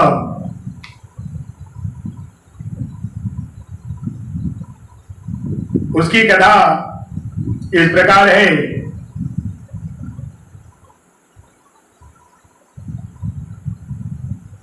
कोई भारद्वाज कुल में उत्पन्न सुधर्मा नामक ब्राह्मण वेता ब्राह्मण रहते थे। उनके प्रिय पत्नी का नाम सुदेहा था। सुदेहा के कोई पुत्र नहीं थे। एक दिन सुदेहा ने अपने पति से प्रार्थना की और कही,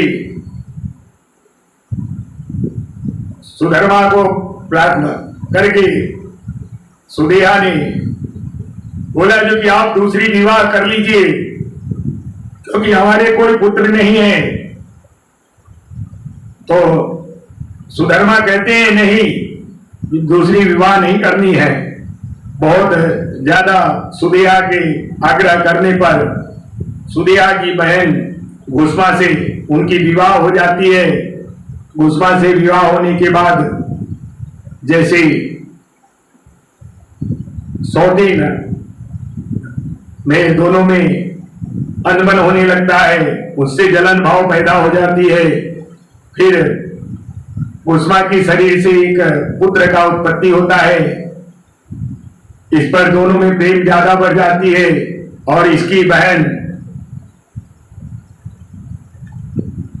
सुदेहा को बहुत ही जलन प्राप्त होता है और सुदेहा एक दिन उसके पुत्र को काटकर एक तालाब में फेंकाती है, जिस तालाब में रोज के रोज घुस्मा शिवलिंग का निर्माण करके पूजा करती थी और उस तालाब में विसर्जन करती थी पार्थिव शिवलिंग का। उसी तालाब में उस बालक को फेंकाती है। फिर एक दिन जब उस बालक का विवाह हो जाता है और वो अपने घर में सोया रहता है, तब उसकी मां सौतेली मां सुदेहा उसको तीक्ष्ण धार वाले शस्त्र से उसका वध कर देती है और उसके टुकड़े टुकड़े करके उस तालाब में जाकर फेंक देती है। जब कल होके उसकी माता पूजा करके शिवलिंग का विसर्जन करके वहां जाती है तो अपने पुत्र को वहां प्राप्त करती है। इस पर भगवान शंकर वहां उन्हें प्रत्यक्ष दर्शन देते हैं और वहां घुस्मेश्वर नाम से प्रतिष्ठित हो जाते हैं। इस प्रकार घुस्मेश्वर महादेव की कथा इस प्रकार है। उसके बाद शंकर की आराधना करने में विष्णु सुदर्शन चक्र को प्राप्त करते हैं। उससे दैत्यों का संहार करते हैं। उसके बाद श्री विष्णु द्वारा सहस्त्र नाम का वर्णन, सहस्त्र नाम की रचना करते हैं। भगवान विष्णु द्वारा सहस्त्र नाम का रचना होता है। सहस्त्र नाम का रचना करने के पश्चात भगवान विष्णु 108 कमल चढ़ाने का विचार करते हैं। वो 108 कमल पुष्प एकत्रित कर लेते हैं। जब 1008 कमल पुष्प में भगवान उनकी परीक्षा लेने के लिए एक कमल पुष्प उसमें से गायब कर देते हैं भगवान। जब एक पुष्प कम पड़ता है, तीनों लोक में कहीं भी पुष्प नहीं मिल पाता, तब भगवान विष्णु अपना एक नेत्र भगवान शंकर को अर्पण कर देते हैं।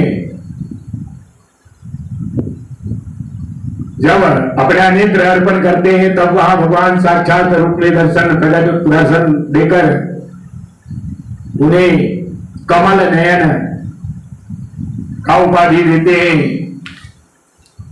इस प्रकार शिव संतुष्ट होकर भगवान को मनोवांछित वर देकर फिर वहां से अंतर ध्यान हो जाते हैं। इस प्रकार आप लोगों ने ये कथा सुनी। कोटि रुद्र के कुछ भाग आप लोग कल की कथा में श्रवण करेंगे। आज ये कथा को यहीं पर विराम देते हुए भगवान का नाम का स्मरण करते हुए हम लोग आज इस कथा को विराम दें। नमः शिवाय बोलो, नमः शिवाय, हर हर बोले नमः शिवाय, नमः शिवाय बोलो, नमः शिवाय, हर हर बोले नमः शिवाय, नमः शिवाय बोलो, नमः शिवाय, हर हर बोले नमः शिवाय, नमः शिवाय बोलो, नमः शिवाय, हर हर बोले नमः शिवाय, नमः शिवाय, नमः शिवाय, नमः शिवाय बोलो, नमः शिवाय, नमः शिवाय, नमः शिवाय, नमः शिवाय बोलो, नमः शिवाय, नमः शिवाय, नमः शिवाय, नमः शिवाय बोलो, नमः शिवाय। प्रेम से बोलो आनंद कंद भगवान की जय, श्री नागेश्वरनाथ महादेव की जय, श्री गौरी शंकर भगवान की जय। नमः पार्वती पते हर हर महादेव, हरि हर हरि हर महादेव, हरि हर।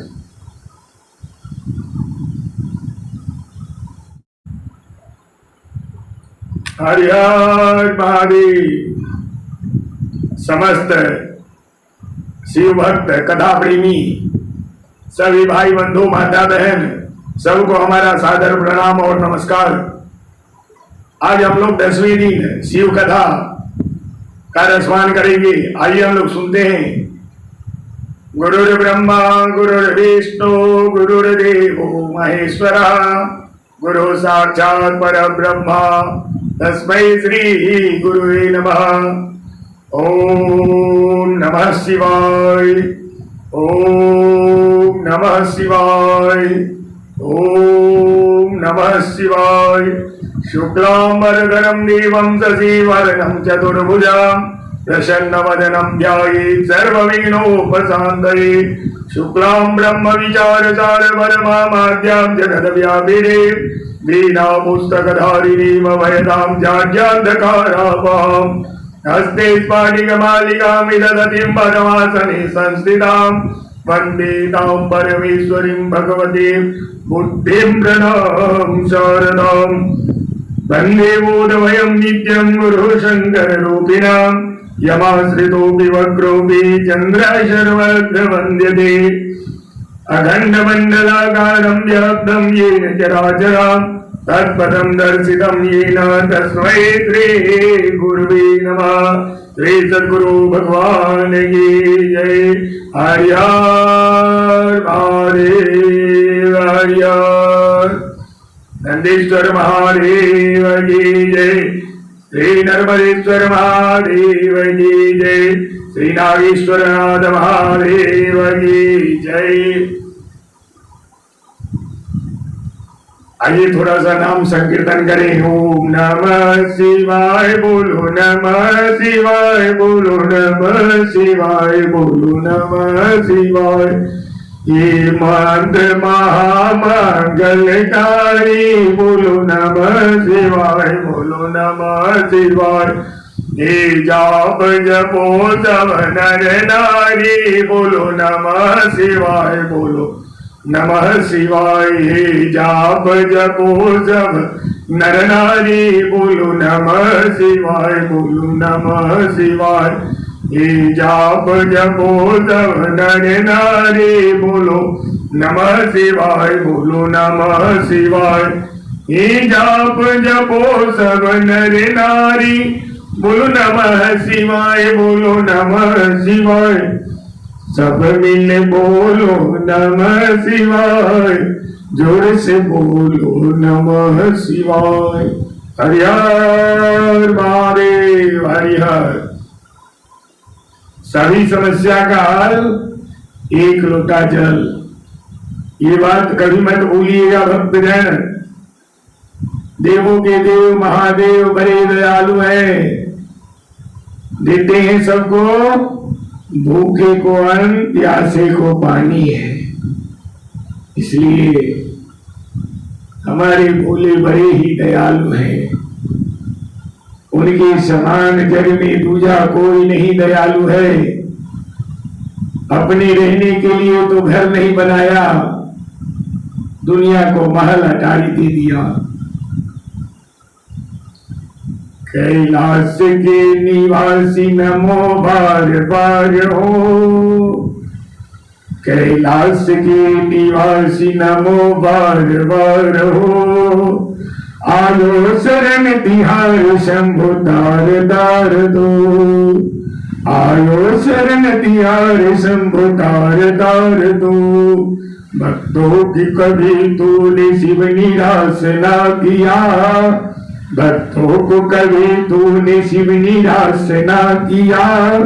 मांगा जिन्हें जो चाह वो वरदान दे दिया। बराह तेरा दायगा बरा दातार तो, बरा दातार तो। आयो शरण तिहार शंभु तार तार दो, आयो शरण तिहार शंभु तार तार दो। कैलाश के निवासी नमो बार बार हो, नमो बार बार हो। आयो शरण तिहार शंभु तार तार दो। बखान क्या करो मेरा खो के ढेर का, बखान क्या करो मेरा खो के ढेर का। चपटी बड़ी विभूत में खजाना कुबेर का। बखान क्या करूं मैं लाखों के ढेर का। चपटी बड़ी विभूत में खजाना कुबेर का। है गंगधार मुक्तिदार ओंकार दो, ओंकार दो। आयो शरण तिहार प्रभु तार तार दो, आयो शरण तिहार प्रभु तार तार दो। क्या क्या नहीं दिया, क्या क्या नहीं दिया हम क्या प्रमाण दे। क्या क्या नहीं दिया हम क्या प्रमाण दे। बसे गए त्रिलोक शंभु तेरे दार दे, बसे गए त्रिलोक शंभु तेरे दान दे। जहर पिया जीवन दिया, जहर पिया जीवन दिया। कितना उदार तू, कितना उदार तू। आयो सुर में तिहार प्रभु तार तार दो, कैलाश के निवासी नमो बार बार हो, नमो बार बार हो। आयो सुर नदी हार प्रभु तार तार दो, प्रभु तार तार दो। तेरी कृपा बिना नहीं ले एक भी अनु, तेरी कृपा बिना नहीं ले एक भी अनु, लेते हैं श्वास तेरी दया से तनु तनु, लेते हैं श्वास तेरी दया से तनु तनु। कई भक्त एक बार मुझको निहार तू, मुझको निहार तू। आयो सगन तिहार प्रभु तार तार दो, कैलाश के निवासी नमो बार बार हो, नमो बार बार हो। आयो सगन तिहार प्रभु तार तार दो, प्रभु तार तार दो, प्रभु तार तार दो।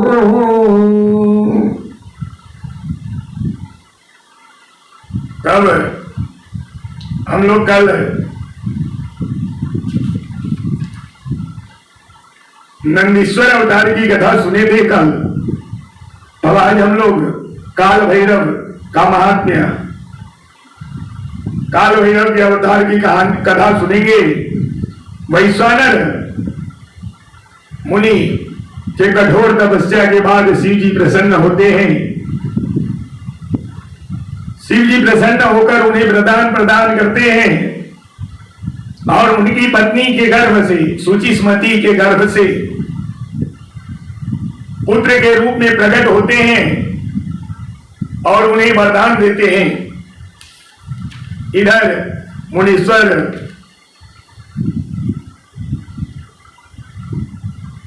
जब सुचिस्मति से के गर्भ से उत्पन्न होते हैं तो उनका नामकरण ब्रह्मा द्वारा सब देवी देवता पहुंचते हैं और ब्रह्मा द्वारा उनका नामकरण किया जाता है। उनका नाम वृक्षपति रखा जाता है।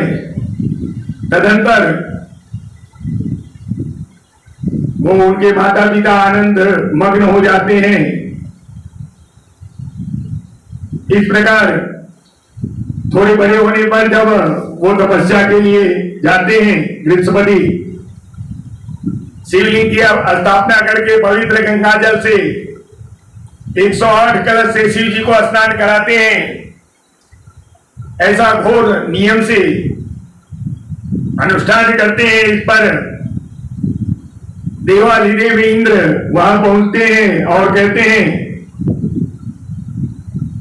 शंकर के समान ही मैं भी हूं, शंकर से उच्च पद है हमारा, मैं देवराज इंद्र हूं, देवों का राजा हूं, तुम हमसे वरदान प्राप्त कर लो।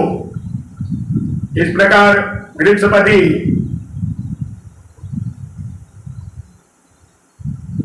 उनकी अवहेलना करके शिव जी की तपस्या में लगे रहते हैं। फिर शिव जी उन्हें दर्शन प्रदान करते हैं और उनका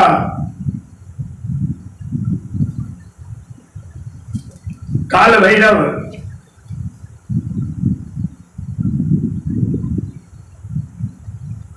का उपाधि उन्हें प्रदान करके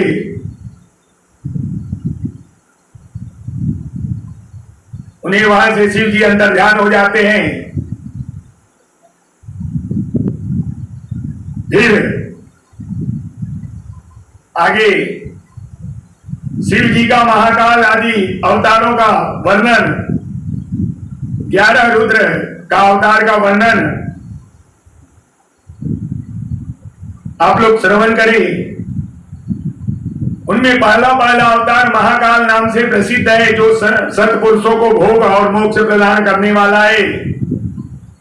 उस अवतार की शक्ति भक्तों की मनोवांछा पूर्ण करने वाली महाकाली है। दूसरा तारा नामक अवतार हुआ, जिसकी शक्ति तारा देवी है। वे दोनों मुक्ति मुक्ति के प्रदाता तथा अपने सेवकों के लिए सुखदायक है। बाल भुवनेश्वरी नाम से तीसरा अवतार हुआ। उनमें बाला भुवनेश्वरी शिव शक्ति हुई है, जो सज्जनों को सुख देने वाला चौथा, भक्तों के लिए सुखदायक तथा भोग मोक्ष प्रदान करने वाला षोडश श्री विद्वेश नामक अवतार हुआ। और षोडशी श्री विद्या शिवा उनकी शक्ति हुई। पांचवा अवतार भैरव नाम से प्रसिद्ध हुआ, जो सर्वदा भक्तों को कामनाओं को पूर्ण करने वाला कहलाते हैं। इस अवतार की शक्ति का नाम भैरवी गिरजा, जो अपने उपासकों को अभीष्ट वरदायिनी है। छठा शिवावतार छिन्नमस्ता नाम से कहा जाता है और भक्त काम गदा गिरजा का नाम छिन्नमस्ता है और संपूर्ण मनोरथ के दाता शंभु का सातवां अवतार धूमवान नाम से विख्यात हुआ। उस अवतार के श्रेष्ठ उपासकों को लालसा पूर्ण करने वाली शिवा धूमावती के नाम से विख्यात हुई। शिव जी का आठवां सुखदायक अवतार बगला मुख है। उनकी शक्ति महान आनंददायिनी बगला मुखी नाम से विख्यात हुई। नौवां शिवावतार मातंग नाम से कहा जाता है। उस समय संपूर्ण अभिलाषाओं को पूर्ण करने वाली शर्वाणी मातंगी हुई। शंभु के भुक्ति मुक्ति ये फल प्रदान करने वाले 10वें अवतार का नाम कमल है, जिससे अपने भक्तों का सर्वदा पालन करने वाले गिरिजा कमला कहलाई। यही शिव के 10 अवतार है। ये सब के सब भक्तों को सत्पुरुषों के लिए सुखदायक तथा भोग मोक्ष को प्रदान करने वाले हैं। जो लोग महात्मा शंकर के इस 10 अवतार की निर्विकार भाव से सेवा करते हैं, उन्हें ये नित्य नाम प्रकाश के सुख देते रहते हैं।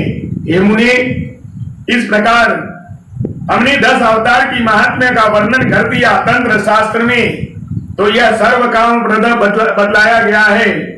हे मुने, इन शक्तियों को भी अद्भुत महिमा है। तंत्र इन्हें शास्त्र में इन के महिमा का सर्व काम रूप दृष्टि से वर्णन किया गया है। ये नित्य दुष्टों को दंड देने वाली है और ब्रह्म तेज की विशेष रूप से वृद्धि करने वाली है। ये 10 महाविद्या के नाम से भी विख्यात हैं। इसके पश्चात भगवान शिव जी के दुर्वासा अवतार, शिव जी दुर्वासा अवतार लेते हैं। दुर्वासा ने महाराज अम्बरीश की परीक्षा की थी। जब सुदर्शन चक्र ने उनका पीछा किया, तब शिव ने के आदेश से अम्बरीश के द्वारा प्रार्थना करने पर चक्र शांत हुआ। उन्होंने भगवान राम की परीक्षा की। काल में मुनि का वेश धारण करके श्री राम के साथ यह शर्त की थी कि मेरे साथ बात करते समय श्री राम के पास कोई ना आए। जो आएगा उसका निर्वासन कर दिया जाएगा। दुर्वासा ने हट करके लक्ष्मण को भेजा। तब श्री राम ने तुरंत लक्ष्मण का त्याग कर दिया। उन्होंने भगवान श्री कृष्ण की परीक्षा की और उन्होंने रुक्मिणी सहित रथ में जोता। इस प्रकार दुर्वासा मुनि ने अनेक विचित्र चरित्र किए। इसके पश्चात हनुमान जी का चरित्र का श्रवण करें। शिव जी बड़े उत्तम लीलाएं की है। हे विप्रवर, इसी रूप से महेश्वर ने भगवान राम का परम हित किया था। वह सारा चरित्र हर प्रकार से सुखों को दाता है, उसे आप लोग सुनिए। जब अत्यंत अद्भुत लीला करने वाले गुणशाली भगवान शंभु ने विष्णु के मोहिनी रूप का दर्शन प्राप्त हुआ, तब वे काम देव के वाहनों से आह्लाद हुए थे, इस तरह क्षुब्ध हो उठे। मोहिनी पर मोहित हो उस समय उस परमेश्वर ने राम कार्य की सिद्धि के लिए अपना वीर्य पात किया। तब सप्तर्षियों ने उस वीर्य को पुत्र कूटक से स्थापित कर लिया, क्योंकि शिव जी के ही राम कार्य के लिए आदर पूर्वक उनके मन में प्रेरणा की थी। तत्पश्चात उन महर्षियों ने शंभु के उस वीर्य को राम कार्य की सिद्धि के लिए गौतम कन्या अंजनी के कान के रास्ते स्थापित कर दिया। वह समय आने पर उस गर्भ से शंभु महान बल पराक्रम संपन्न वानर शरीर धारण करके उत्पन्न हुए।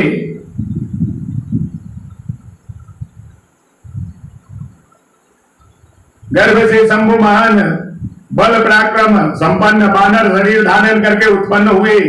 उनका नाम हनुमान रखा गया। जो सूर्य बिंब को छोटा सा फल समझ के तुरंत निकल गए, जब देवताओं ने उनके प्रार्थना की तब उन्होंने महान बलि सूर्य जानकर उगल दिया। तब देवर्षियों ने उन्हें शिव का अवतार माना और तब बहुत सा वरदान दिया। तदंतर हनुमान अत्यंत हर्षित होकर अपनी माता के पास गए और उन्होंने यह सारा वृत्तांत आदर पूर्वक कर सुनाया। तदंतर नंदीश्वर ने भगवान राम का संपूर्ण चरित्र संक्षेप में वर्णन करके इस प्रकार कवि श्रेष्ठ हनुमान का सब तरह से श्री राम का कार्य पूरा किया, नाना प्रकार की लीलाएं की। रामदूत नाम से विख्यात हो, दैत्यों के संहार और भक्त वत्सल हुए। इस प्रकार हनुमान जी की कथा इस प्रकार है। फिर शिव जी का पिपलाद रूप में अवतार लेना और देवताओं द्वारा दधीची मुनि से अस्थि याचना, दधीची शरीर का त्याग कर देते हैं। उनके अस्थि से वज्र का निर्माण करके वृत्रासुर का वध उसी वज्र से किया जाता है, क्योंकि दधीची मुनि का संपूर्ण जो अस्थियां थी वो सब वज्र के समान थी। वृत्रासुर को वरदान प्राप्त था, कोई भी अस्त्र शस्त्र से नहीं मर सकता है, तो इसलिए उनके अस्थि का चयन करके और फिर अस्त्र का निर्माण करके वज्र का निर्माण करके उससे वृत्रासुर का वध किया जाता है। दधीची मुनि की पत्नी सुवर्चा देवताओं को श्राप दे देते हैं और जब श्राप देते हैं तब भगवान स्वयं वहां प्रकट होते हैं और कहते हैं, हे माता, आपकी गर्भ में एक बालक पल रहा है जिसका नाम पिपलाद होगा और जन्म से ही वह बहुत ही पराक्रमी होगा। वो शिव के रूप में पिपलाद वहां प्रकट होते हैं। भगवान शिव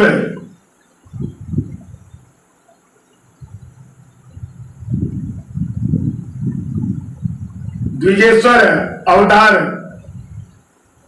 लेते हैं इस प्रकार भगवान शिव का यतिनाथ एवं हंसनाथ अवतार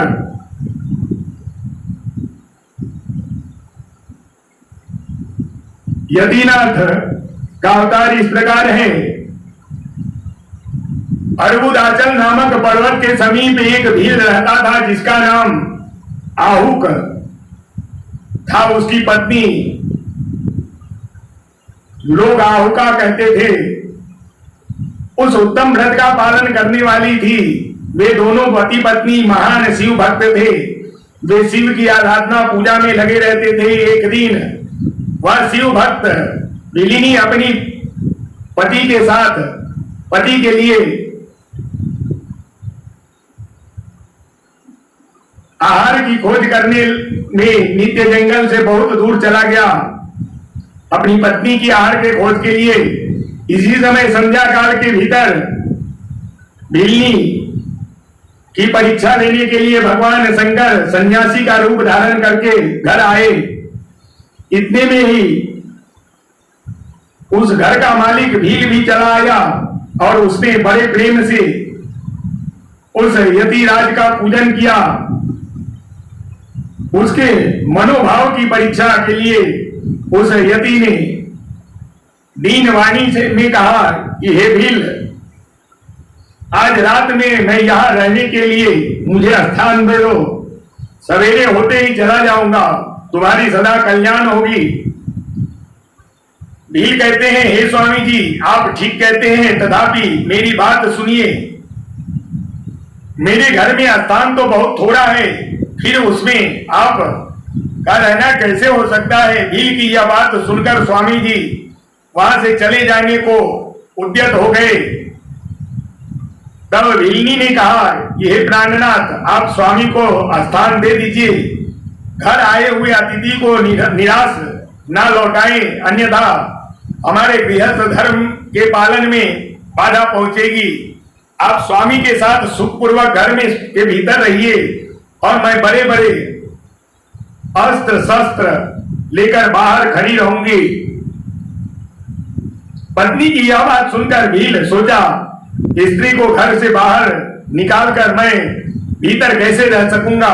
सन्यासी का अन्यत्र जाना भी मेरे लिए धर्म कारक है होगा। ये दोनों ही कार्य एक गृहस्थ के लिए सर्वथा अनुचित है, अतः मुझे ही घर के बाहर रहना चाहिए। जो होनहार होगी वह तो होना ही होगा, होकर ही रहेगा। ऐसा सोचकर आग्रह करने से उसकी स्त्री को और सन्यासी जी को तो सानंद घर के भीतर रख दिया और स्वयं वह भील अपने आयुध पास रखकर घर से बाहर खड़ा हो गया। रात में जंगली क्रूर एवं हिंसक पशु उसे पीड़ा देने लगे। उसने भी यथाशक्ति उससे बचने के लिए महान यत्न किया। इस तरह यत्न कर